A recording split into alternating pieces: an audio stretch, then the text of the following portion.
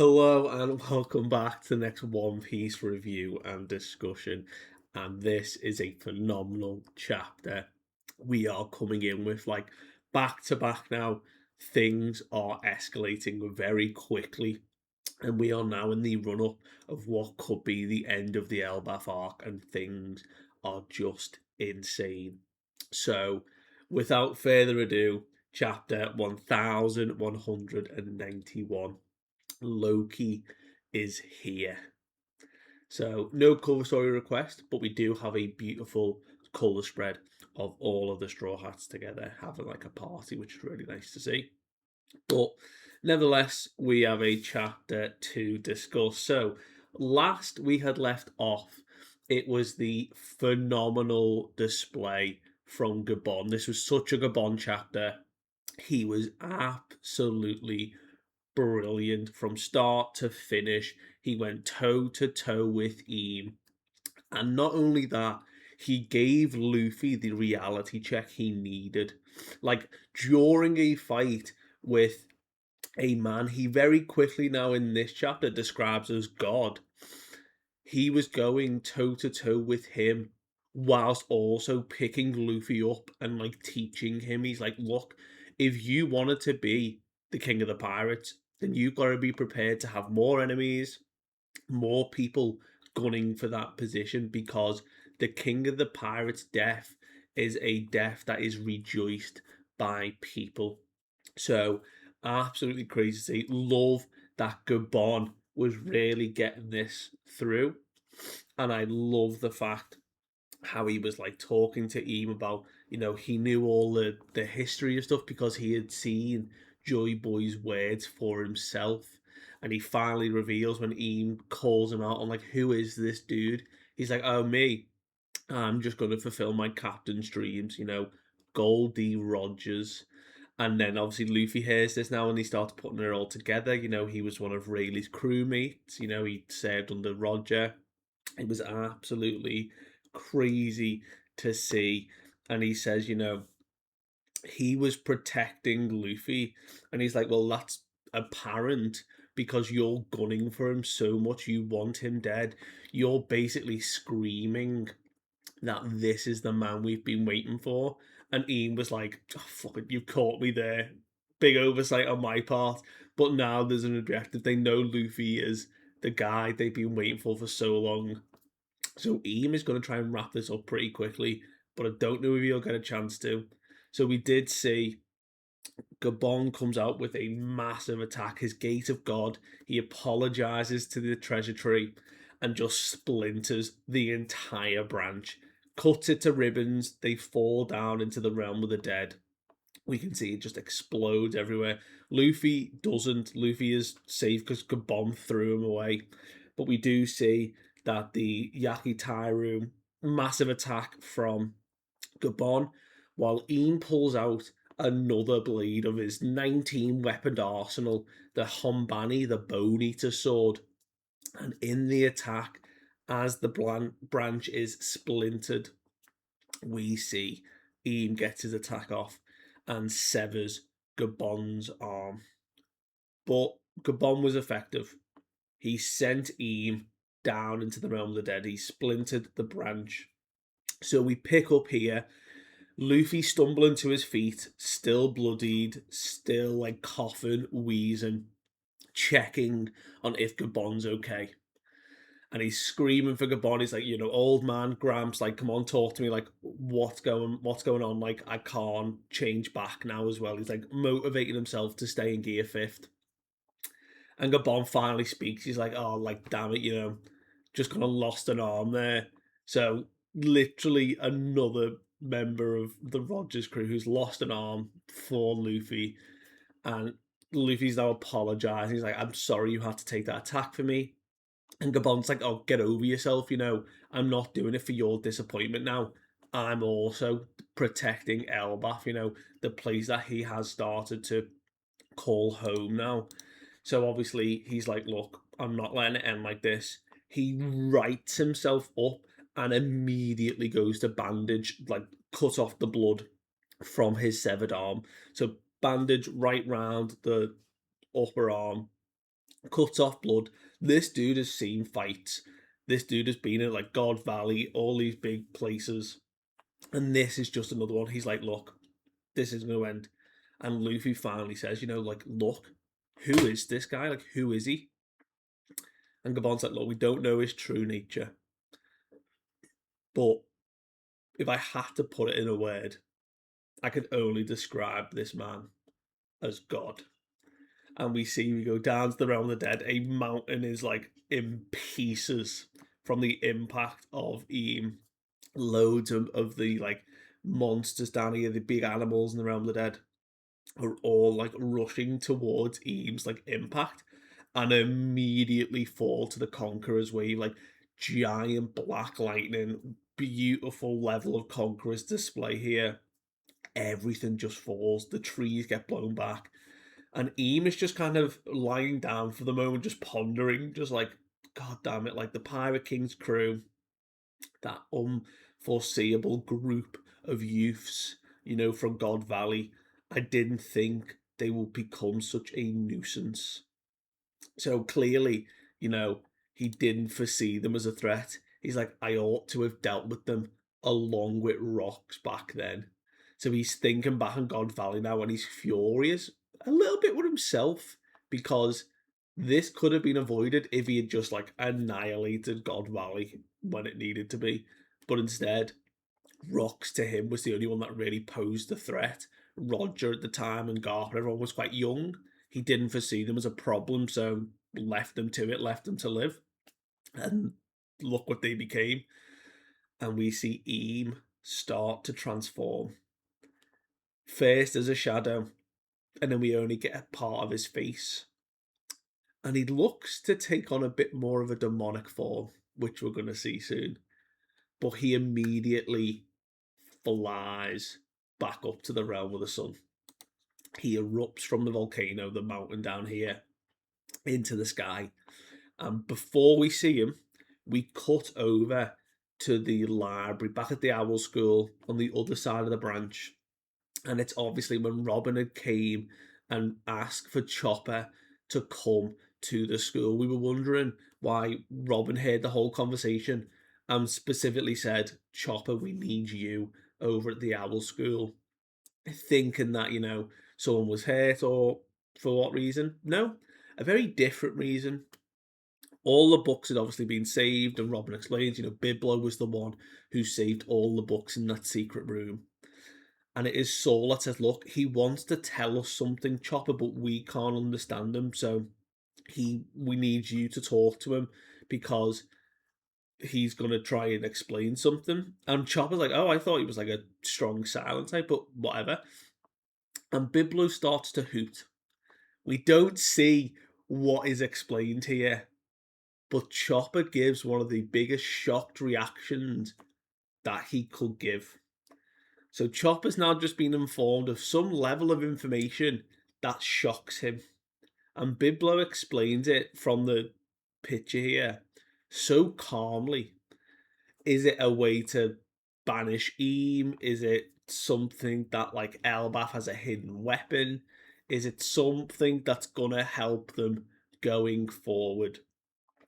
Chopper's about to say to Robin what Biblo's just told him, and we'll see what unfolds. But there is a number of things Biblo, this really old ancient owl, could convey an information to Chopper that will help them in this scenario because clearly, it's not just going to be some random passing comment of, oh, I can finally talk to someone for the first time in thousands of years.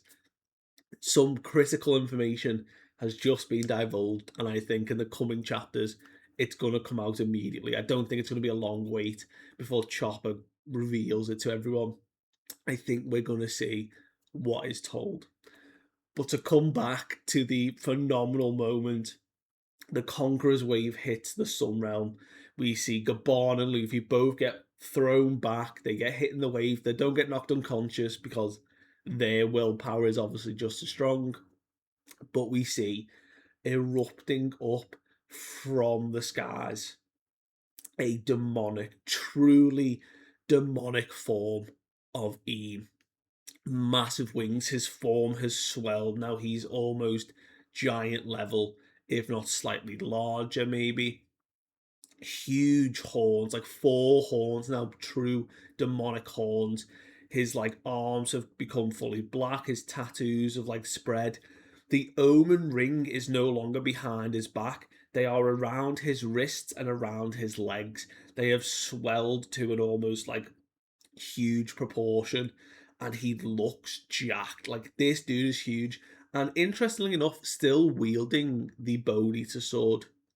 And he flies up and he's like, wow, to think that you would survive the Hombani with only losing an arm. That's quite impressive. He's praising Gabon here, and Gabon's like, whoa, that's my line. I threw everything at you, and you don't even have a scratch. He's like, this is almost something I just have to applaud you by if I had hands. And I was like, fucking great line from Gabon here. But Eamon's done with this. He's like, my next attack will end it. This will be it. And we see Gabon and Luffy are panicking. Luffy's trying to get Gabon out the way, trying to save him. Gabon's like, look, you and your crew have to leave. There is no way to beat this guy. You've just got to go. And as Gabon stands up, one axe in hand, facing down Aim, the sword attack comes swinging down at them. Conqueror attack, full field haki from Gabon, ready to try and block this. And Hyruden flies in from the side, catches him mid-flight, and does his Gungnir shield, like smash his spear attack that he absolutely puts all his might into it.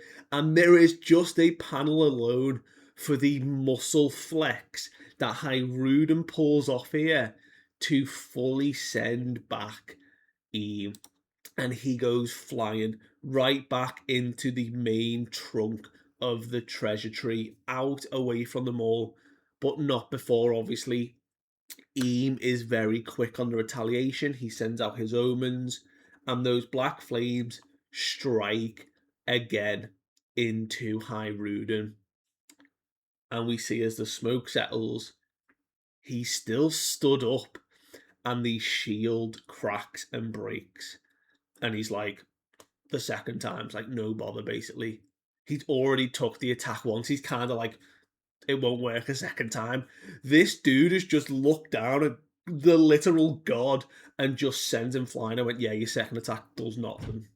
And we see he reaches down, he sees Gabon's lost an arm, he sees Luffy's in bad shape, and he's like, what are we gonna do here? Like, this is bad. And he's like, look, this guy is immortal. There's no way around it. There is literally no way we can do this other than for you and Luffy to escape. You have to. And Luffy's like, that's it. I'm not running. I'm going to recover now. Like, I've had enough. And he swells his body. And Gabon's like, what do you mean you're going to heal your wounds? And Luffy's like, oh, well, I ate before. I just need some time to, like, heal the wounds, but I can make it happen. And Gabon's like, what logic is that? And this is perfect. We were all thinking, who was coming to save Luffy and how was he going to rectify this? We're forgetting the toon logic of Gear 5. Luffy will just imbue his body with the healing he needs to recover because he's only limited by what he imagines. It's the form he fights the freest in, so he clearly can just heal his own body up as best he can. Massive omens are flying in from the side, and Luffy looks and he's like, oh, another bomb. And Hyruden again. Hyruden, another goat in Elbaf, grabs the two of them and takes the explosions to his back while shielding Gabon and Luffy. A true fucking legend here now. And he doesn't go down. He literally stands back up and he's like, Hyruden, like, you've got to leave now. Gabon's saying, he's like, look, you've got to fall back. You've got to fight another day. And Hyruden, true Viking spirit now, the warrior pride of Elbaf, he's like, I'm not going to bend the knee. A true warrior is always ready to greet death in battle, and this is where we'll do it. And he's like, you're gonna die. And Hyrule gives him the sternest look and says, it's fine if I die, because Loki's here. And we see over his shoulder, like towering above, sprinting full speed, Loki's like, well said, brother. The two of them back to back now, ready to run in. And we see pulling out Ragnar. Ian looks at the two of them and is like, We see now Luffy back on his feet, still covered in blood, but swells his arms. And he even says, look, he sucks in that air, goes back into normal. He's like, I can do this now. I can fight again. And Gaban is like, what in the world are you guys? Like, this is now defying everything I thought. And we see Gum Gum from Luffy. We see Hyrule. We see Loki. All three ready up, winding up a massive attack. We see Eam trying to block. And the final panel is the three general Gokoku sovereignty from Loki, Luffy, and Hyrule. The two brothers and Luffy now fighting together to land one big blow to signal now this final phase of all of them trying their best to take Ian down. And I don't think they're going to do it. But that is where this chapter concludes. There is a break next week, which is so unfortunate. We're doing so well with pacing and where we're going here. But my goodness, this is just insane now. So now everyone's back on their feet to the best they can. Hyrule is just tanking these hits now like it's nothing. Like he is ready to go down for protecting Elbaf. Like he will do it because he knows Loki is here. He's like ready to support now his brother. You know, all those years of animosity, all those years where he's believed Loki to be like really evil and cruel, have now completely changed in these hours that they're now fighting together to protect their home, you know, Harold's kingdom. And it is just beautiful to see. So let me know what you thought of this chapter. Thank you so much for watching. I do appreciate it. And I'll see you guys next time. Bye.